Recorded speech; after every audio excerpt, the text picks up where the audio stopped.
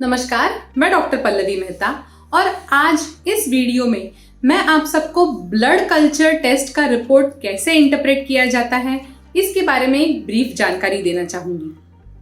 आगे बढ़ने से पहले मैं आप सबको एक रिक्वेस्ट करना चाहूंगी कि अगर आपने अब तक हमारे इस चैनल को सब्सक्राइब नहीं किया हो तो तुरंत लाल कलर का बटन दबाएं और हमारे इस चैनल को सब्सक्राइब करें। ब्लड कल्चर की टेस्ट खून में होने वाले इन्फेक्शन को डिटेक्ट करने के लिए किया जाता है।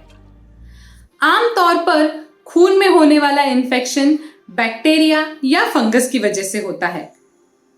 कभी कभी ये इन्फेक्शन वायरसेस की वजह से भी हो सकता है, लेकिन ब्लड कल्चर और सेंसिटिविटी का टेस्ट यूजुअली बैक्टीरिया को इफेक्टिवली डायग्नोज नहीं कर पाता। यूजुअली इन्फेक्शन किसी ऑर्गन में डेवलप होता है। जब ऑर्गन का इन्फेक्शन धीरे धीरे करके बढ़ता है तब ये इन्फेक्शन खून में आ जाता है। खून में अगर इन्फेक्शन हो तो उस कंडीशन को सेप्टिसेमिया ऐसे नाम दिया जाता है। सेप्टिसेमिया के अगेंस्ट जब एक बॉडी की इम्यून सिस्टम एक रिएक्शन थ्रो करे तब उसे सेप्सिस कहा जाता है। सेप्सिस एक लाइफ थ्रेटनिंग कंडीशन हो सकती है। इसकी ट्रीटमेंट थोड़ी एग्रेसिवली होती है और एक हॉस्पिटल सेटअप में करवाना बहुत जरूरी हो जाती है।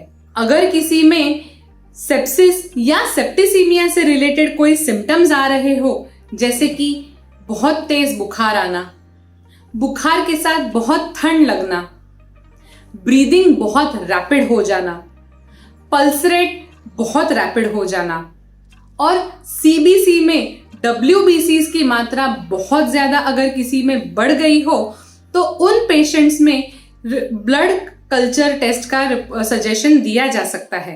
अगर इस सेप्सिस को इग्नोर किया गया या इफेक्टिवली ट्रीट नहीं किया गया तब ये इन्फेक्शन और भी सीवियर हो सकता है। मल्टीपल ऑर्गन्स में इन्फ्लेमेशन हो सकता है, यानी कि सूजन आ सकती है।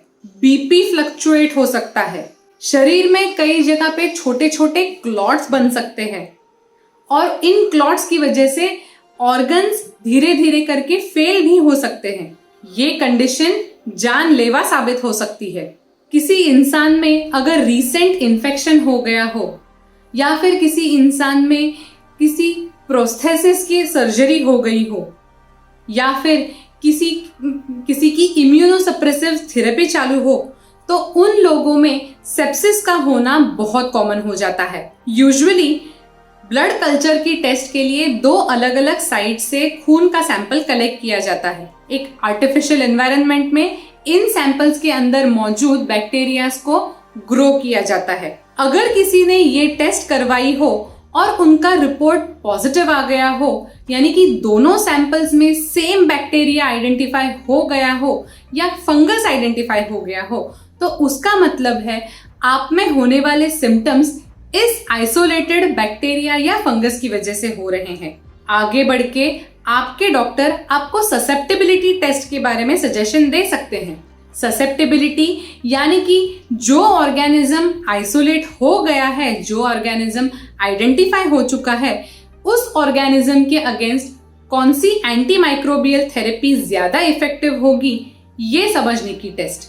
कभी कभी दो सैंपल्स में से एक सैंपल में बैक्टीरिया या फंगस आइसोलेट हो जाता है, अच्छी तरह से ग्रो हो जाता है, लेकिन दूसरे सैंपल में कोई भी कॉलोनी फॉर्म नहीं हो पाती। ऐसे केसेस में ये माना जाता है कि इन्फेक्शन तो डेफिनेटली है, लेकिन ये इन्फेक्शन बहुत ज्यादा सिवियर नहीं है। ऐसे केसेस में आपके डॉक्टर आपके साइंस एंड सिम्टम्स को कंसिडर करके आपके लिए कौन सी ट्रीटमेंट सबसे ज्यादा सही होगी इसका सजेशन दे सकते हैं। ऑल्टरनेटली अगर कलेक्ट किए गए दोनों सैंपल्स में कोई भी कॉलोनी ग्रो ना हो, यानी कि कोई भी बैक्टीरिया या फंगस ग्रो ना हो, तो उसका मतलब हो सकता है कि शायद आपका इन्फेक्शन बैक्टीरिया या फंगस की वजह से नहीं हो रहा हो। वायरसेस यूजुअली ऐसे एटमॉस्फेयर्स में ग्रो नहीं हो पाते, इसीलिए हो सकता है कि आपका इन्फेक्शन एक वायरल इन्फेक्शन हो, या फिर कुछ ऑर्गेनिजम्स ऐसे भी होते हैं, कुछ बैक्टीरियाज ऐसे भी होते हैं, वो इस सूटेबल कल्चर के एटमॉस्फेयर में इफेक्टिवली ग्रो नहीं हो पाते।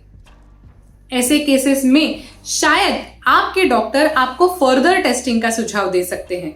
लेकिन एक बात अच्छी तरह से याद रखें, अगर आपको इस टेस्ट का सुझाव दिया गया है, ब्लड कल्चर की टेस्ट का सुझाव दिया गया है, तो इस टेस्ट को एक अच्छे और ऑथेंटिक लैब में से करवाएं।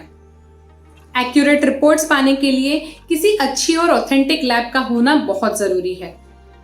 साथ ही साथ अगर आपने अब तक हमारे इस चैनल को सब्सक्राइब नहीं किया हो तो तुरंत लाल कलर का बटन दबाएं और हमारे इस चैनल को सब्सक्राइब करें।